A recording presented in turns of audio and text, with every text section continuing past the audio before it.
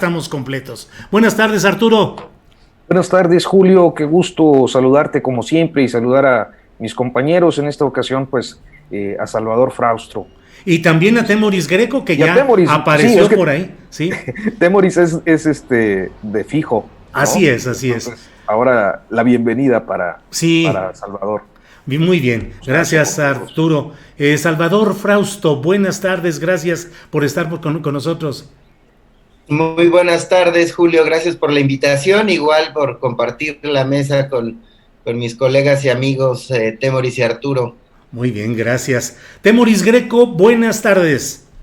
Julio, Arturo, qué gusto verlos y sobre todo pues ahora con nosotros a Salvador con ese nuevo, novísimo tono, ya vas cambiando Velo, claro. de tono. Antes era más azul, ¿no? Ahora es como moradillo o qué es, como violeta. Las locuras de la pandemia, se me ocurren cosas raras. Está bien. Sí, La barba. con que solo sean esas, todo bien.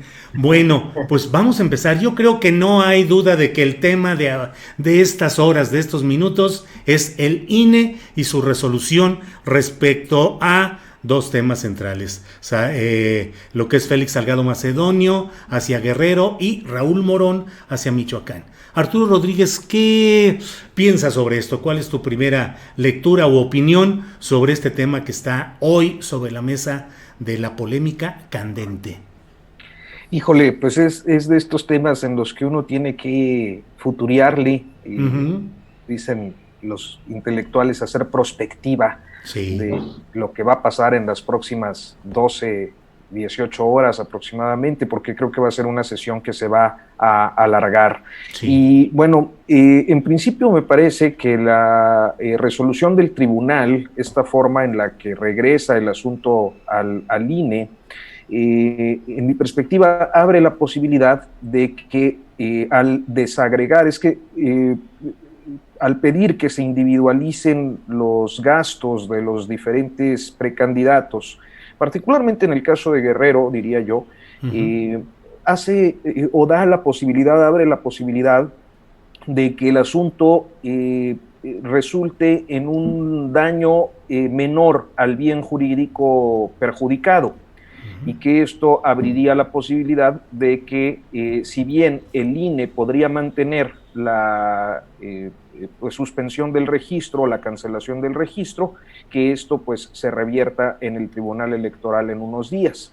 En el caso de Raúl Morón me parece que es más viable que el mismo acuerdo del día de hoy pudiera reintegrarle el registro, pero en cualquier caso me parece que es un asunto que va a continuar todavía por unos días en el Tribunal Electoral, independientemente de cuál sea la resolución del INE, que por otra parte pues está sometido a una intensa presión bajo pues el discurso propiamente de Salgado Macedonio y acompañado en buena medida de Mario Delgado, que paradójicamente pues es el responsable de que no se haya cumplido con la obligación de informar sobre los gastos de precampaña.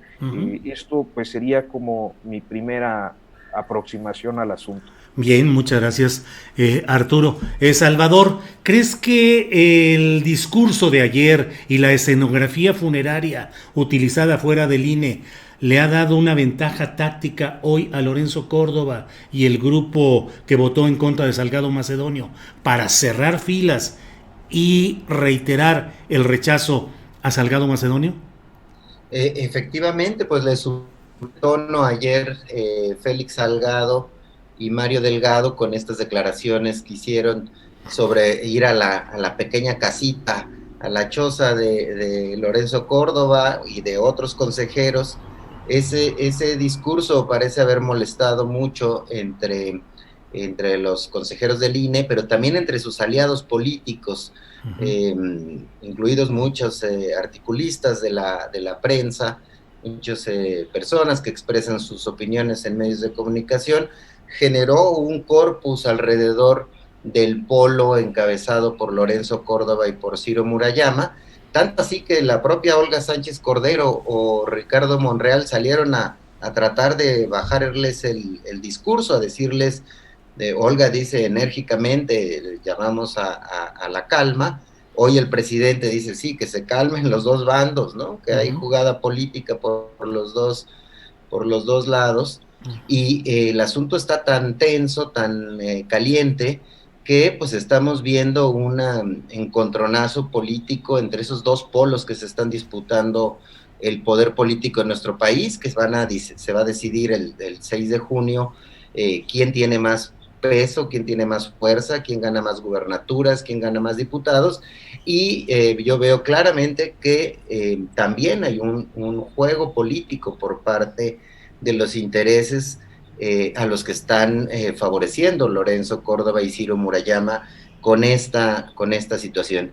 Y para redondear el punto, pues ya se filtró, ya está circulando la resolución del INE, en la cual se estaría previendo que se le retire el registro, no solo se confirme retirarle el registro no solo a Félix Salgado, sino también a Raúl Morón, pero se espera pues una votación candente, acalorada, que podría quedar 6-5, podría quedar por ahí, y todo depende mucho del voto de las mujeres, que si recordamos fue clave, el de las consejeras del INE fue clave en la resolución anterior del INE, que termina en una votación de 9-2 a favor de retirar la candidatura, y donde consejeras como Norma de la Cruz y otros consejeros que se esperaba votaran distinto, terminaron apoyando esta posición de retirarle la candidatura a Salgado. Si eso ocurre, pues estamos, como bien dice Arturo, ante todavía una ruta que aún tiene capítulos, ¿no? Sí,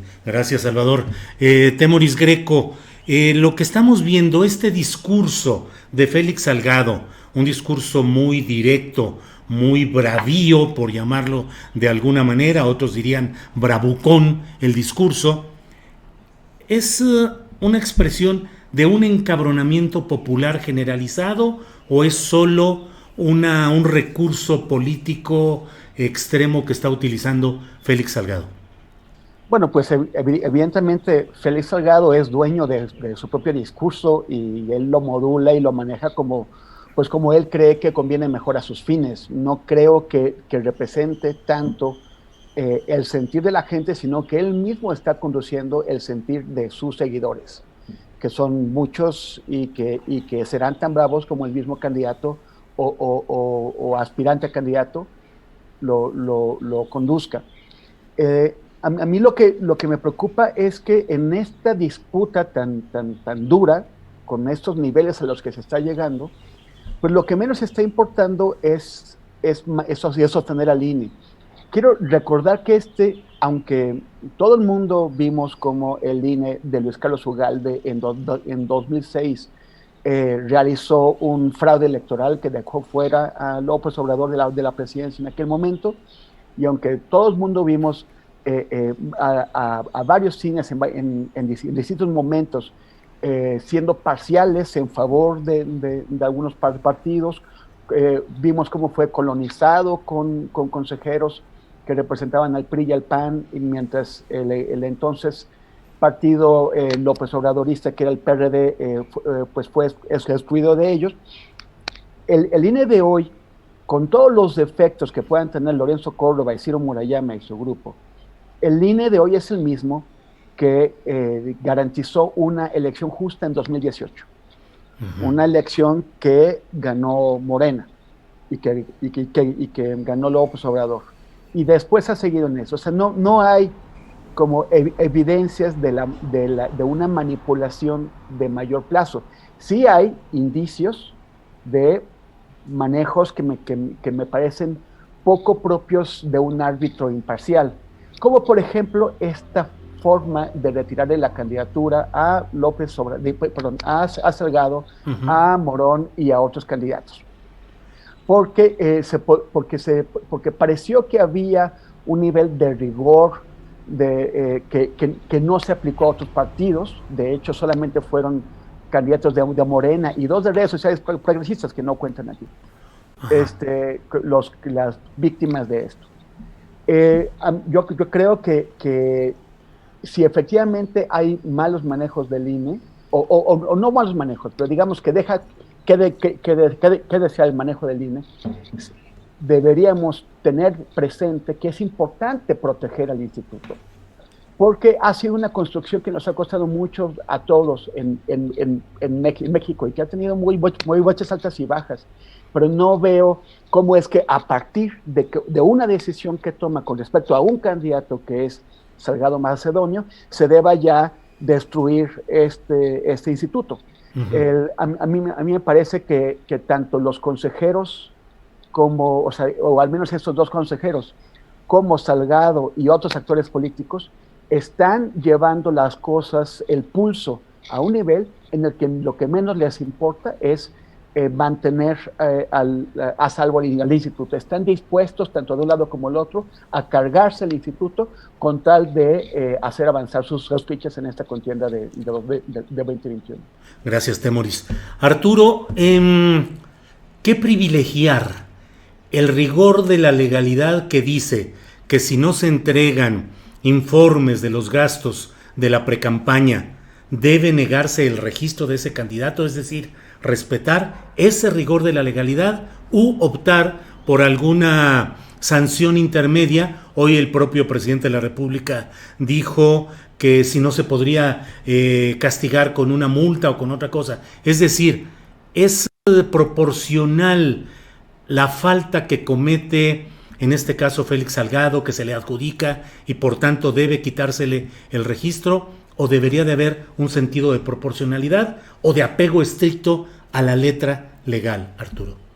Bueno, yo creo que tendría que ser un apego estricto a la legalidad, especialmente porque, bueno, independientemente de que sea de Morena, yo creo que en cualquier caso, en cualquier precandidatura o candidatura, creo que uno de los temas más sensibles de los procesos electorales y que tienen que ver con pues la precariedad de nuestro sistema electoral y de nuestro sistema democrático es por los recursos, ¿no? Es decir, cuando nos encontramos frente a la realidad electoral de este país, lo que podemos observar es que existe pues una amplísima percepción de y algunas evidencias, además todos los partidos han sido sancionados por eso, recursos de procedencia ilícita, no necesariamente delictivos, pero indebidos en una campaña electoral, sea por financiamiento público, de desvíos de recursos, sea por los casos que pues se identifican como donativos opacos, o bien con pues lo que también se ha observado, que es la inyección de fondos, de dinero de grupos delictivos.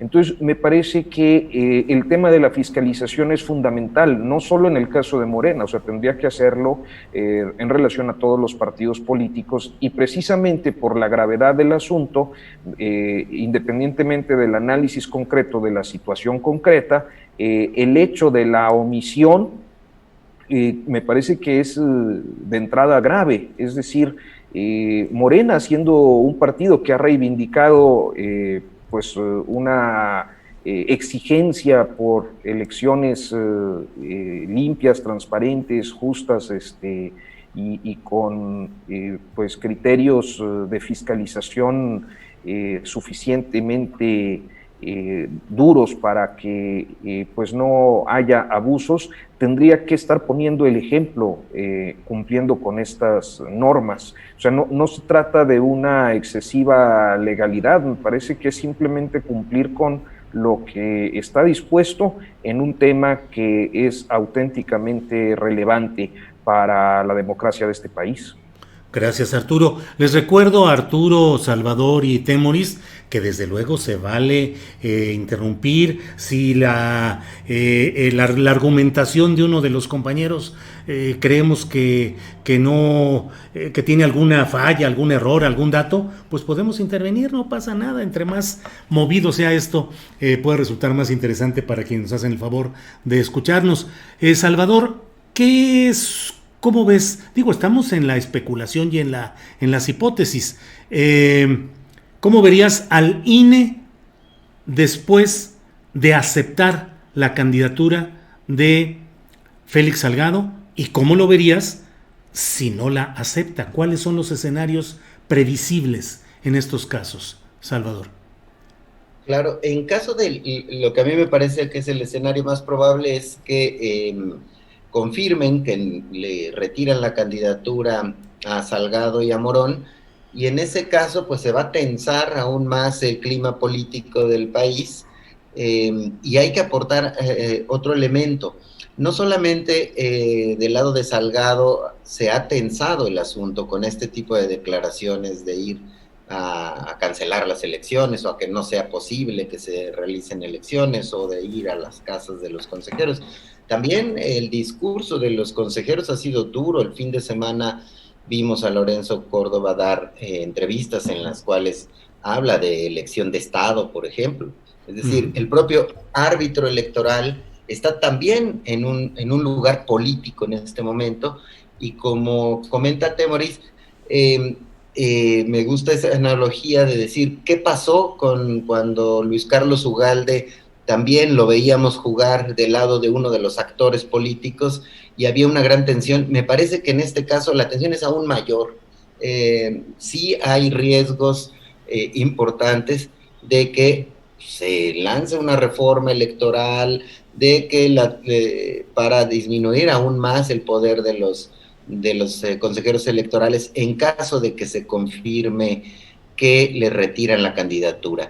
¿Qué pasaría si atienden los consejeros del INE y gana la discusión, que la estaremos viendo alrededor de las 6 de la tarde, si gana la discusión de que el castigo sea proporcional al pecado, digamos? Me parece que la resolución del tribunal, para decirlo en términos llanos, es: Félix Salgado pecó, pero poquito. No le quiten la candidatura, pónganle una multa grande, denle sus apes, es decir, pónganle un castigo de otra naturaleza. El INE, si no atiende ese principio de proporcionalidad, pues se mete en una ecuación de la guerra política, y si lo atiende, me parece que el INE recuperaría y se encaminaría con mucha mayor legitimidad hacia los comicios venideros. Sin embargo, no lo veo jugando, no veo a los consejeros, a la mayoría de los consejeros, que quieran jugar de este lado. Me parece que estamos frente a un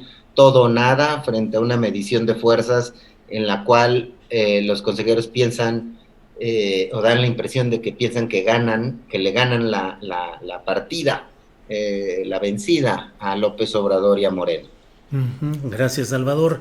Lo que mencionas de pecó pero poquito me recuerda aquel Lallín, creo que le decían, Hilario Ramírez, que decía: yo robé pero poquito. Esa podría ser la tesis legal hoy del INE, podría ser una de las posibilidades. Temoris,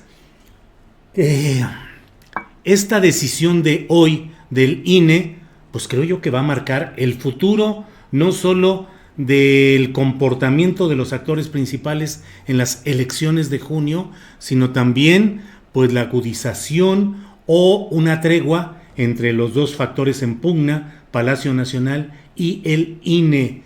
¿Crees que se puede apaciguar o que se va a acelerar esa confrontación?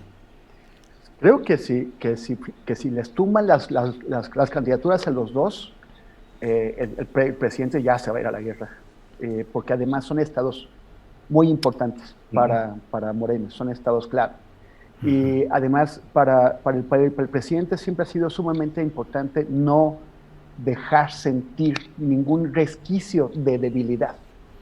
Entonces, cuando le están pegando de una forma tan abierta como lo están haciendo ahora, si él no gana esta partida, o por lo menos si no llegan a tablas, pues entonces vamos a arriesgar un conflicto institucional muy, muy fuerte, que pueden incluso, o sea, si se sigue agravando el tema, podría llegar a descarrilar las elecciones, algo que no le conviene a Morena, porque Morena va a ganar esas elecciones. Entonces eso sería muy peligroso. Ahora, la otra sería una resolución, digamos, tablas, en donde se conceda que Morón pague una multa. Morón, que él, como te dijo hoy en en una entrevista que él tiene otras estrategias. Él no ha querido confrontarse con el INE de la forma en que lo ha hecho Salgado. Entonces, para el INE sería más aceptable entregársela a Morón y negársela a Salgado. De esa forma salvaría la cara ante la afrenta directa, las amenazas, la intimidación a las que ha recurrido Salgado, y sin embargo diría, pues la cosa no es con Morena, seguimos siendo imparciales. Eso es como para que lo veamos los de afuera, ¿no? En realidad adentro se sabe que cada quien trae su jugada. Pero creo que la forma en que el INE, en que Lorenzo Córdoba y Murayama podrían salvar cara y al mismo tiempo evitar un choque de trenes con el presidente sería pues esta resolución de tablas. Gracias, Temoris. Arturo, se ha dicho que una de las propuestas que se van a someter a votación hoy en la noche es que se niegue el registro a Félix Salgado Macedonio y que se den 48 horas para que el partido Morena nombre su nuevo candidato.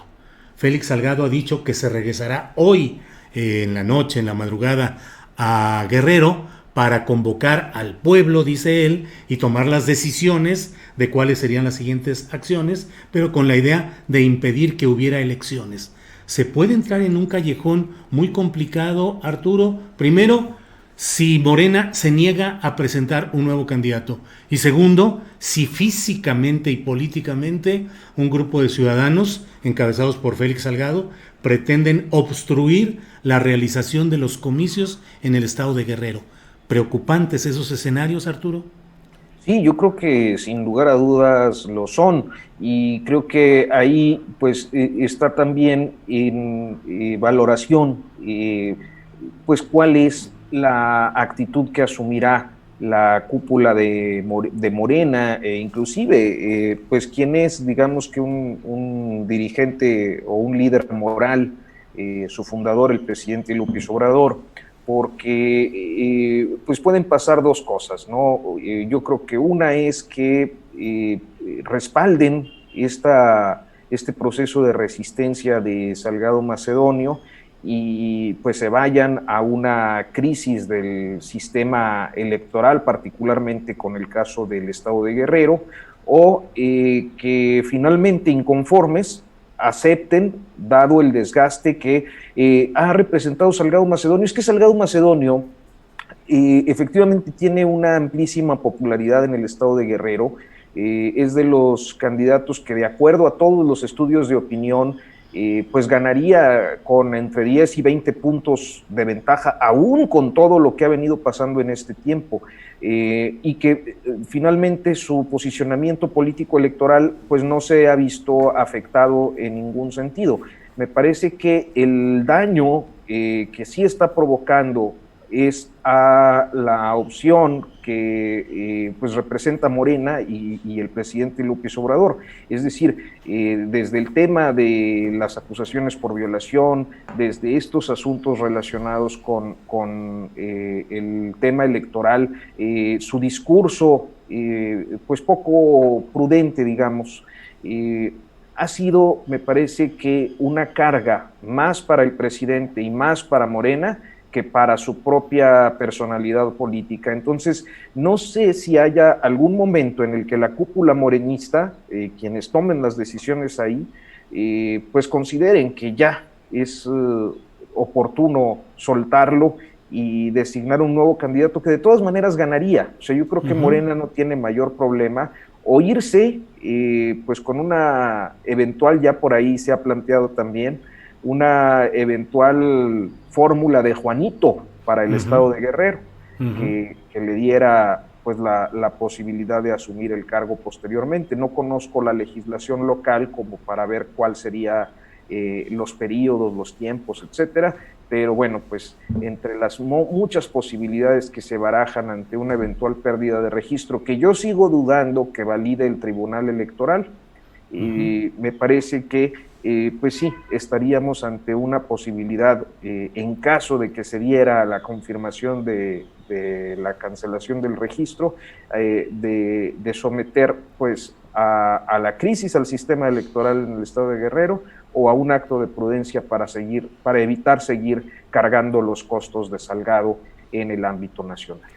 Gracias, Arturo. Salvador Frausto, ¿qué tanto esa derecha o grupos conservadores se han visto espantados o asustados de manera genuina o exagerada, pero de pronto al ver la imagen de un líder popular como Félix Salgado, retomo un poco lo que ha dicho el propio Arturo, con mucha presencia en Guerrero, con fuerza electoral, pero de pronto me pareciera que esas buenas conciencias, por llamarlas así, se han asustado al ver la imagen de este líder popular afuera del INE, con ese ataúd, con toda esta escenografía tan peculiar.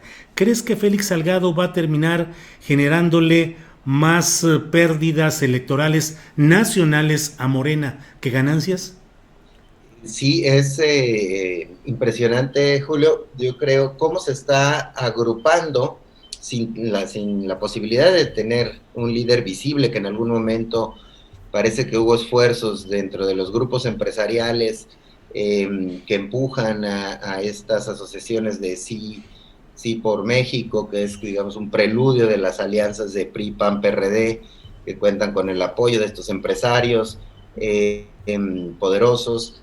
Están muy activos en sus diálogos, en sus conversaciones, en afinar las estrategias políticas. Se ve en el discurso, pero además, bueno, pues hemos sabido de conversar con algunos de estos líderes, de estos dirigentes, que están muy asustados de la manera en la que todo puede cambiar si Morena sigue teniendo la mayoría del Congreso, si Morena gana la mayoría de las gubernaturas, como se ha planteado en las encuestas, sí le está generando una situación de unidad a el polo opositor, en mi opinión. Ahí está generando una cuestión, y bueno, obviamente creciendo la crítica hacia López Obrador a través de un candidato con tantos negativos como Félix Salgado Macedonio, y en ese sentido coincido con lo que dice Arturo.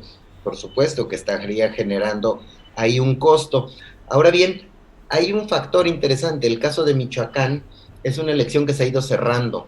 No es igual que en el caso de Guerrero, que, como decía otro de los candidatos, el hermano de Irma Heréndira, que decía que en Guerrero gana si ponen una vaca, ¿no?, de candidato, o este tipo de declaraciones. En el caso de Michoacán, según la última encuesta del Financiero, están a 6 puntos. Si el margen de error son 4 puntos, tenemos una elección muy cerrada, y entra dentro de las elecciones competidas que va a haber ya en mes y medio, ¿no? Entonces, un factor interesante es este que comentan tanto Temoris como Arturo, en el sentido de que una decisión combinada en la cual haya una posibilidad de mantener a Raúl Morón en Michoacán, podría generar ahí algunos equilibrios interesantes para que el presidente López Obrador termine por sacrificar a Félix Salgado y mantener Michoacán. Me parece que la noción pragmática de Morena tendría que ser perder algo para mantener ese estado, que sería importante para ellos, ¿no? Gracias, Salvador. Temoris, el propio presidente de la República habló hoy en su conferencia mañanera de prensa de que va a explorar la posibilidad de enviar alguna iniciativa sobre reforma electoral. Mi impresión, Temoris, es que en estas elecciones, con tanta expectativa de que hubiese un comportamiento distinto de todos los partidos, incluyendo Morena, es decir, que hubiera una postulación de candidatos aceptables, de un talante distinto al tradicional, lo cual no se cumplió, y con todos estos pleitos que tenemos, pues me parece que es urgente una forma distinta de organizar las elecciones. ¿Crees que después de esta elección, de estos comicios de junio, debería de considerarse seriamente la posibilidad de una reforma electoral más en México? Bueno, Julio, para terminar con la línea que estábamos conversando con Arturo y con Salvador, Es que lo curioso es que aquí todos esos candidatos fueron montados en caballo ganador. Pero los disc jockeys salieron tremendos, ¿no? O sea, eso de que se estén cerrando los números en Michoacán es muy grave para Morena. Hace un rato escuché cómo uno de nuestros colegas de Baja California Contigo, Delgado, explicaba que el gobernador Jaime Bonilla, que llegó ahí electo por Morena, está jugándosela en contra a Morena, y están logrando que crezca un impresentable, todavía más impresentable que Félix Salgado, que es Jorge Calderón, ¿no? Un tipo con serias acusaciones de asesinatos, entre mil otras cosas. En Clara Luz, en Nuevo León, iba adelante, ya se dio la delantera, también en San Luis Potosí han dejado, o sea, como que muchos de los candidatos que lanzó Morena iban en caballo ganador y sin embargo están logrando que sus caballos se vayan quedando. Y eso es tremendo, sobre todo para las aspiraciones de lograr cosas como la que estás comentando, que Morena pudiera retener una mayoría calificada que le permitiera realizar cambios constitucionales y así, por ejemplo, modificar el INE, modificar su composición e imponérsela al bloque opositor. Se ve difícil que lo logre. A mí me parece que sí es claro que un INE partidista no nos funciona, un INE donde los consejeros, como casi desde el principio, han sido nombrados como cuotas para los partidos políticos, entregados a los partidos políticos y por lo tanto se convierten en sus representantes, aunque deberían ser ciudadanos supuestamente. La forma de integración del Consejo General del INE debería cambiar. El problema es que no tenemos ninguna garantía de que si el presidente López Obrador lograra impulsar esta reforma electoral y cambiar la estructura del INE y renovar a sus órganos directivos, que estuvieran libres de esta partidización. De hecho, Morena se caracteriza por muchas cosas, pero no precisamente por defender las reglas de imparcialidad en el juego democrático que defendía cuando era oposición. Muy bien, gracias, Temoris. Arturo, en ese mismo terreno, ¿reforma electoral podrá hacerse? ¿En qué términos? Y algo que ayer el propio presidente de la República dijo que si la oposición tuviera mayoría en la próxima Cámara de Diputados, él podría usar su veto en caso de que quisiesen reducir partidas de asistencia social en el presupuesto. Ese no es el tema en este momento, creo yo, sino preguntarte si el propio presidente podría carecer ya de la mayoría suficiente para impulsar las reformas sustanciales que él quisiera establecer para el segundo tramo de su gobierno.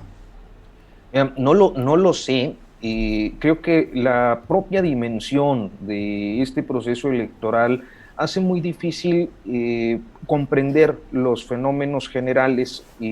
Voy a tratar de especificarlo. Caso concreto que tú conoces a la perfección, San Luis Potosí. O sea, en San Luis Potosí, por ejemplo, vemos un crecimiento de la alianza PT Verde, un desmoronamiento de Morena o una reducción de sus posibilidades, pero al mismo tiempo, estando esta contienda, vemos que sí van en alianza Morena, perdón, no fue intencional para el chat, que luego intensea. Morena, Partido Verde, PT. Ajá. Ese caso concreto a mí me llama mucho la atención por lo que implica en términos de confusión para el electorado, que va a ir a tachar una boleta, quizás convencido de apoyar un proyecto como el de López Obrador, pero a la hora de ir a votar por esa alianza entre Partido Verde, PT y Morena, pues va a tener que elegir si votar por Partido Verde o por Morena en la gubernatura, porque a final de cuentas ambos se reivindican como la auténtica cuarta transformación. Así es. Y ese fenómeno no es privativo de San Luis Potosí. Entonces resulta un poco complejo basándonos en las mediciones, en las encuestas que hasta ahora logramos ver, además, pues con el desprestigio que en sí las propias encuestas tienen, yo creo que hay una percepción nacional mayoritariamente favorable al presidente López Obrador, pero no necesariamente a los candidatos que en lo local y a las condiciones de fórmula de alianza o de partido individual de competencia. Y eso pues tiene o tendrá implicaciones electorales, porque a final de cuentas, yo escuchaba ahorita lo que decía Temoris, está el caso de Michoacán, ¿no?, donde se va reduciendo la ventaja de Morena, pero no se puede soslayar en el caso de Michoacán que hubo una escisión de un morenista importante como lo es Cristóbal Arias, que no tiene las posibilidades de ganar, pero sí de reducir la ventaja competitiva de Morena, por ejemplo, ¿no? Y lo mismo ocurre en estados como Colima, inclusive Baja California, donde se dio este fenómeno de escisiones que ahora a través de otras siglas también reivindican ser la 4T. Entonces hay un efecto en eso que me parece que es importante identificar desde ahora para ver cómo se va a mover el electorado en las próximas semanas y naturalmente el día de la jornada. Y finalmente, creo que me salí del tema, pero consideré, importante hacer estos comentarios. En relación a la reforma la reforma electoral, yo creo que México tiene un problema con el tema electoral histórico. O sea, lo hemos dicho desde la elección de 1910, que se consideró democrática y cuyo triunfo se consiguió solo por la vía armada, hasta el 2000, con la elección de Vicente Fox, que hubo en ese momento un consenso generalizado de consolidación democrática, y desde ahí hasta 2018, pues hablamos solo de 3 elecciones que mayoritariamente la población considera democráticas, porque cuando hacemos el repaso histórico a lo largo del siglo XX y lo que va del XXI, pues cada elección presidencial siempre ha tenido este señalamiento de fraude electoral. Y lo que ocurre desde los años 70 hasta por lo visto ahora, es que a cada proceso electoral, como se considera fraudulento, pues se le da, una vez transitado por el tema electoral, las fechas electorales, la posibilidad de generar una reforma y de construir más candados. De hecho, veo que hay muchas críticas a que el INE es muy costoso y es muy oneroso, y esto también lo ha dicho mucho el presidente López Obrador, pero me parece que ahí el problema es que no es necesariamente del INE o de estos consejeros, sino de la desconfianza que se ha venido dando a través de nuestra historia política, de los diferentes partidos, que por ir incorporando más candados para evitar conductas fraudulentas, pues van siempre incrementando los presupuestos y los planes para evitar, y siempre encuentran todos los partidos la forma de sacarle la vuelta a la ley y de incurrir en algún tipo de fraudulencia. Entonces me parece que pues no sería extraño que se impulsara una reforma electoral una vez transitado por este proceso, sí, por una decisión presidencial que seguramente tendería, a diferencia de otros momentos, a reducir los presupuestos y los candados para que no sea tan costoso, porque creo que es un tema que siempre orbita en la lógica presidencial, que las cosas son muy caras. Bien, gracias Arturo. Salvador, a mí me ha resultado muy, pues extraño, esa es la verdad, ver el tránsito de Mario Delgado, de un hombre secretario de Educación, secretario de Finanzas del gobierno encabezado por Marcelo Ebrard, luego coordinador de diputados, pero digamos un perfil pues no tan incendiario o tan revolucionario entre comillas, y de pronto lo vemos convertido ahora en estos días, en el caso de Félix Salgado, en un candidato que está ahí, que va y se duerme y acompaña en la noche a los contingentes en demanda de justicia. Acaban de informar en el mitin o la reunión que tienen afuera del INE, dice Mario Delgado, ha tuiteado: nos quieren quitar la libertad, nos quieren robar la esperanza, le quieren quitar al pueblo el derecho a decidir por 20,000 pesos. Vamos a regresarle sus 20,000 pesos.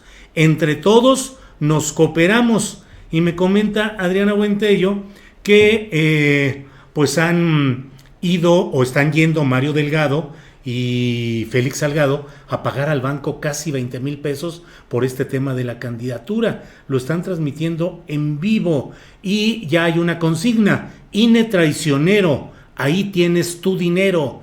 Ya mostraron los documentos del pago. ¿Cómo ves esta evolución, Salvador?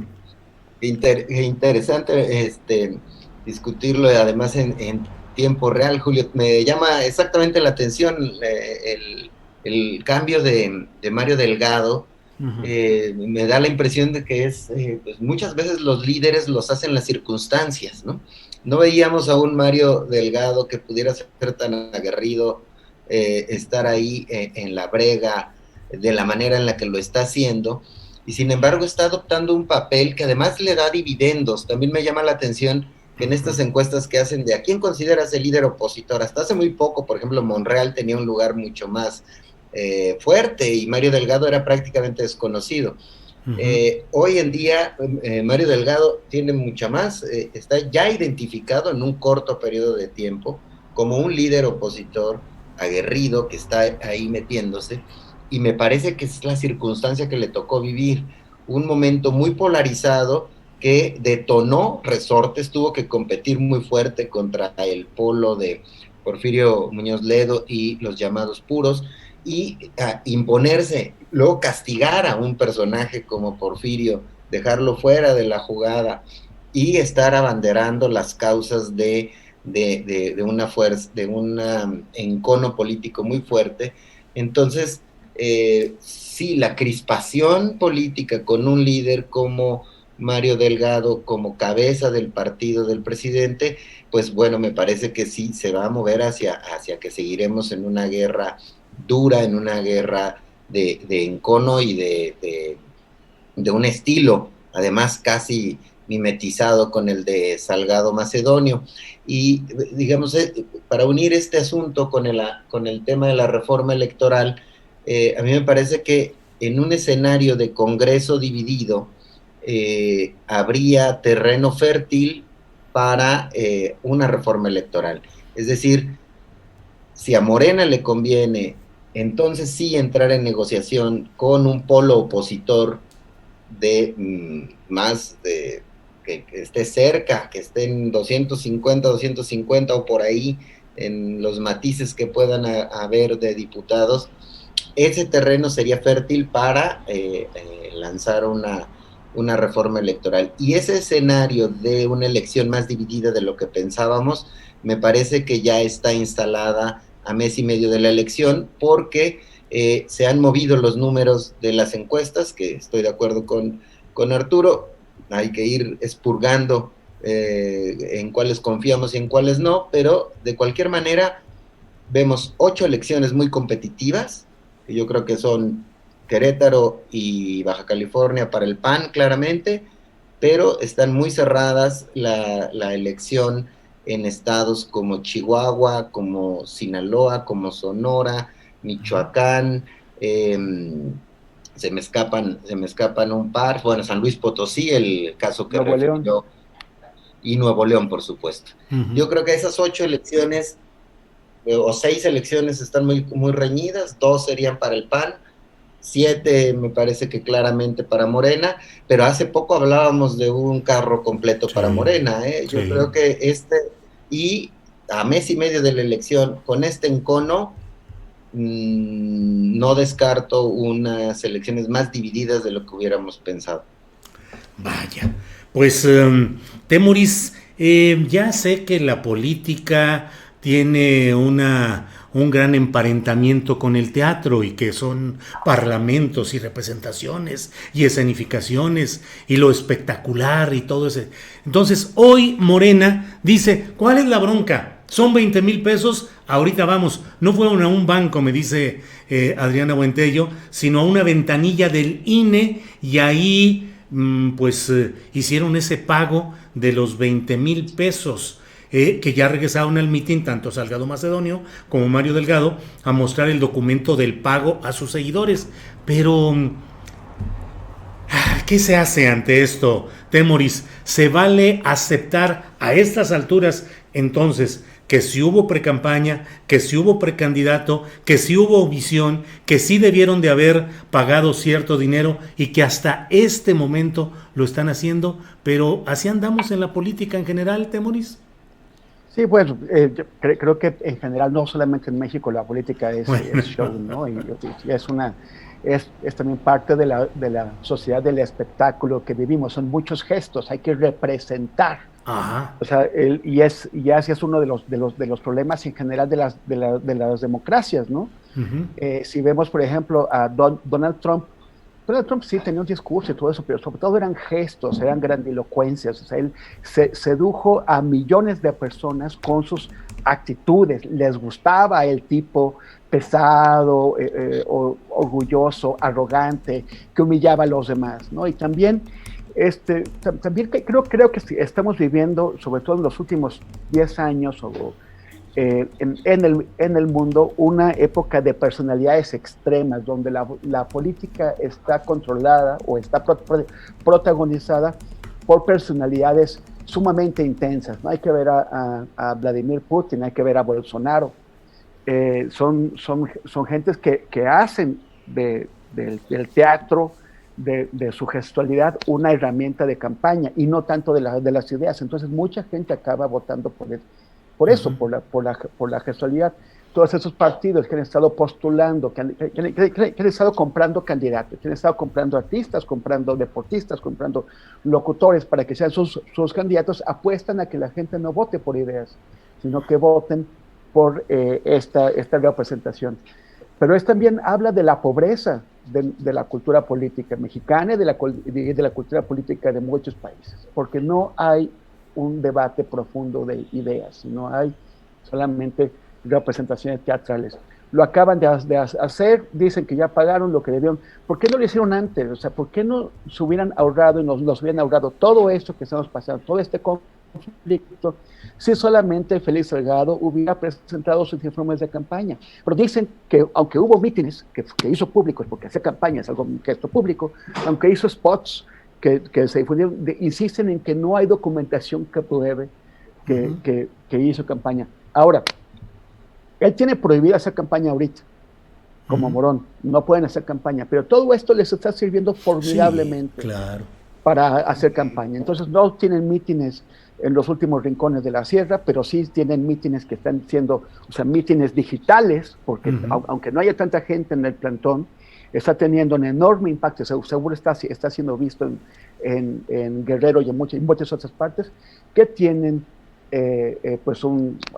actúan como este efecto y refuerzan la imagen que él quiere presentar, la de todos sin cerca, la de a mí no me paran, y la de que no hay institución ni Lorenzo que me pueda detener. Entonces le funciona, pero es esto, es gestualidad, no ideas. Claro, gracias, Temoris. Arturo, ya nos hemos ido todo el programa, son las 2 de la tarde con 49 minutos, con el tema del INE y de Félix Salgado y un poco de Raúl Morón. Me comenta Adriana Buentello que Mario Delgado dijo que pagaron 19,872 pesos más 20 pesos de propina y que esto es otra lección más a estos burócratas del PRIAN de que no nos vamos a dejar y que vamos a pelear el derecho del pueblo de Guerrero a decidir. También dijo Mario Delgado, ya le regresamos ese dinero al INE, ahora que le regresen la candidatura a Félix Salgado. Pero bueno, Arturo, estamos dejando un poco de lado, porque bueno, pues así se han dado la plática y las circunstancias, el hecho de que también está sobre la mesa de resolución del Tribunal Electoral el tema de si confirma el criterio sobre la sobrerepresentación en la Cámara de Diputados, que eso también sería un golpe que impediría que se ejerciera en la próxima Cámara de Diputados una mayoría de votos construida como se hizo en la actual legislatura, ya no se podría construir en la siguiente. ¿Cómo ves este tema en caso de que se ratificara, se consolidara el criterio negativo para evitar esa sobrerepresentación en San Lázaro, Arturo. Fíjate que yo mantengo mi visión, que ya creo que hace algunas semanas había compartido aquí en tu espacio, Julio, respecto a que tienen razón, es decir, constitucionalmente pues hay una disposición y una fórmula para evitar la sobrerepresentación que fue omitida en 2018 al construir una mayoría que además se fue aumentando se fue engrosando con la renuncia de algunos legisladores de otros partidos y su adhesión a Morena, y que me parece que el problema estriba en cómo se abordó el asunto, es decir, la forma en la que particularmente Ciro Murayama manoseó el tema, publicando un ensayo en Nexos y haciendo algunos posicionamientos al respecto, metió un ingrediente conflictivo en un momento en el que ni los opositores estaban reclamando la sobrerepresentación, que esto era como un poco absurdo, ¿no? Porque es como si de manera oficiosa no el INE, sino un consejero en específico, decidió detonar un activismo que al último le está pasando la factura al propio INE, porque pareciera que es una determinación que políticamente no tiene, digamos que es decir, es oficiosa, no tiene una impugnación o promoción previa de los partidos de oposición. Eso es como la idea general que se tiene sobre el asunto. Ahora bien, creo que la clave de este tema no es si el INE está bien o está mal, o sea, constitucionalmente hay una prohibición expresa a la sobrerepresentación y una fórmula para evitarla. El problema es que creo que para el tribunal es importante en este momento decidir si hubo un acto de legislación por parte del INE o se atuvieron a las disposiciones existentes y con esas decidieron. Y me parece que lo que hemos visto del proyecto hasta ahora del magistrado Fuentes Barrera es que el tema pues va a ser confirmado. Creo que con una decisión dividida, naturalmente no estarán de acuerdo todos los magistrados, pero me parece que lo van a confirmar y bueno, va a ser un episodio importante y creo que también a eso atiende la posición presidencial respecto a la mayoría y la posibilidad del veto. O sea, creo que ya está encaminado esto, perfilado a que se confirme la decisión de los lineamientos emitidos por el INE. Gracias, Arturo. Creo que ya este va a ser el tema con el cual vamos a cerrar esta mesa de periodistas que comenzamos a las 2 de la tarde con 1 o 2 minutos. Ya son las 2 de la tarde con 54 minutos. Paso con Salvador. Salvador Frausto, sobre este tema de la sobrerepresentación y la eventual o probable cancelación de las posibilidades de una mayoría como hasta ahora ha tenido el obradorismo en San Lázaro. ¿Cómo ves esas posibilidades, Salvador? Claro, en apego a la legalidad estoy totalmente de acuerdo con Arturo, en el sentido de que en otros momentos históricos se beneficiaron la alianza del PRI, del Verde, en el peñanietismo. Ahora, en este en esta primera mitad de sexenio, se benefició Morena y sus aliados. Me parece que lo que hay de fondo es esta noción de la oposición de que es necesaria construir contrapesos al poder de un presidente tan fuerte como López Obrador. Es decir, lo que une a las corrientes de opinión que acompañan a la oposición, que podríamos ubicar en ese artículo que señala Arturo de Ciro Murayama, pero también en expresiones de artículos de gente cercana, el propio Enrique Krause, pero intelectuales cercanos a Enrique Krause o Aguilar Camín, hay una preocupación muy fuerte sobre cómo controlar el poder de un presidente tan poderoso como López Obrador. Y sí es impresionante en el sentido de ver las encuestas de un mandatario con 60% de aprobación, con encuestas que pintan para que gane mucha fuerza, que siga teniendo mucha fuerza en cualquier escenario en las elecciones venideras. Entonces, este elemento de la sobrerepresentación sí parecen ir juntos el tribunal y el INE para confirmar que haya una cancha más pareja en la composición de la Cámara de Diputados que tendremos a partir del segundo semestre de este año. Y bueno, pues sí forma parte de este duelo y forma parte también, en ese caso, con jugadas pues muy legales, desde mi opinión, es decir, se mueven los instrumentos legales y si pueden confirmarlos, la va a tener más difícil Morena para tener una bancada copeteada, digamos, ¿no? Bien, Salvador, muchas gracias. Temoris, ¿qué opinas sobre ese tema de la sobrerepresentación y lo que puede implicar para los planes e iniciativas futuras del obradorismo con iniciativas presentadas ante una Cámara de Diputados en la que ya no haya ese tipo de mayoría? Sí, la sobrerepresentación fue siempre algo que la izquierda quiso eliminar, ¿no? Los antecedentes de Morena. El PRD, el PMS, el PSUM. La sobrerepresentación era la que le permitía al PRI tener muchos más representantes, muchos más legisladores que los que su porcentaje de votos nacional merecía. Y el objetivo de todas las propuestas de la izquierda era que los diputados plurinominales funcionaran para compensar el exceso de aquellos que ganaran demasiados diputados de mayoría uninominales. Y de manera que si un partido tiene el 35% de los votos, tenga el 35% de los legisladores, y no más ni menos, lo cual a mí me parece justo y es lo que es lo correcto. La sobrerepresentación de la forma en la que está ahora fue pensada para beneficiar al PRI y a sus aliados, pero nunca llegaron a tener el número de votos suficientes como para tener una sobrerepresentación como la que ellas se habían imaginado. Tuvieron pequeñas sobrerepresentaciones, pero no las suficientes, porque ya lo hicieron en su decadencia. Entonces, el gran ganón de las medidas del PRI para sobrerepresentarse, pues resultó ser Morena. ¿Y cómo lo hizo? Que es una cosa que yo creo que muchas personas no entienden cómo se hace. Un partido, según la ley, no puede tener más que, el exceso de representantes o de legisladores que puede tener es de 8 puntos por encima de su votación.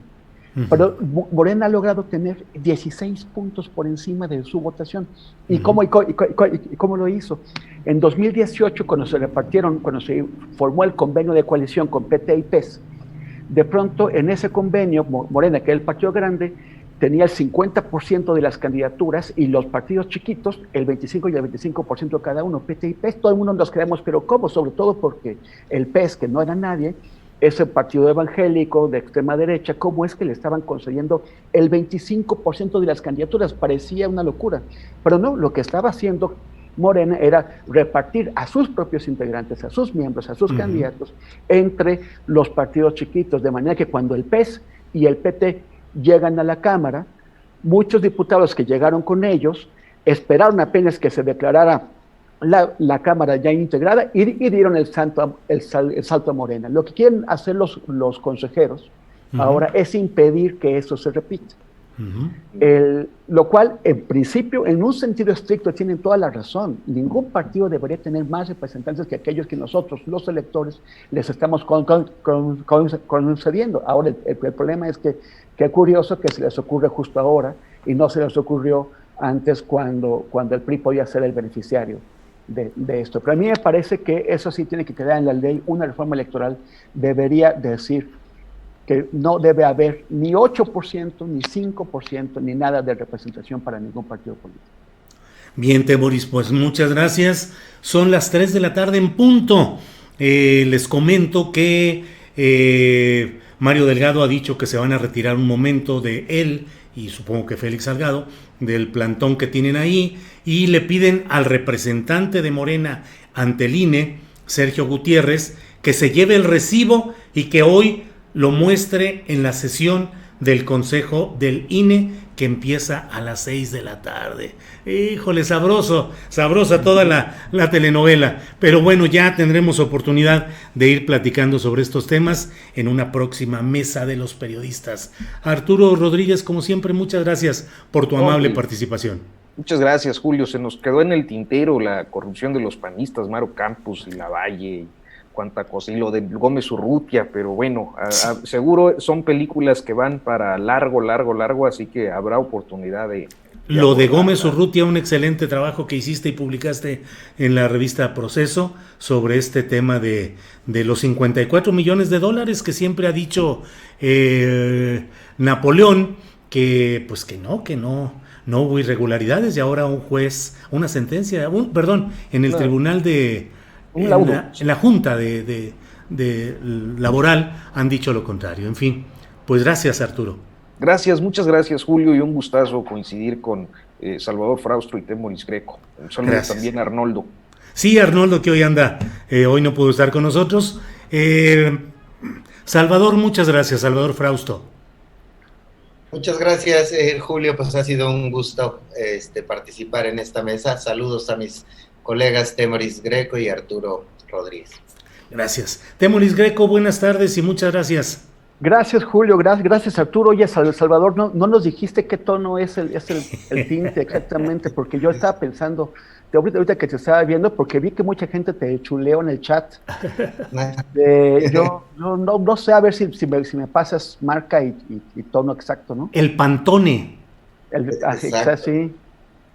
Es un azul Simpson. Azul Simpson. Bueno, pues muchas gracias a los tres y nos veremos pronto. Gracias y buenas tardes.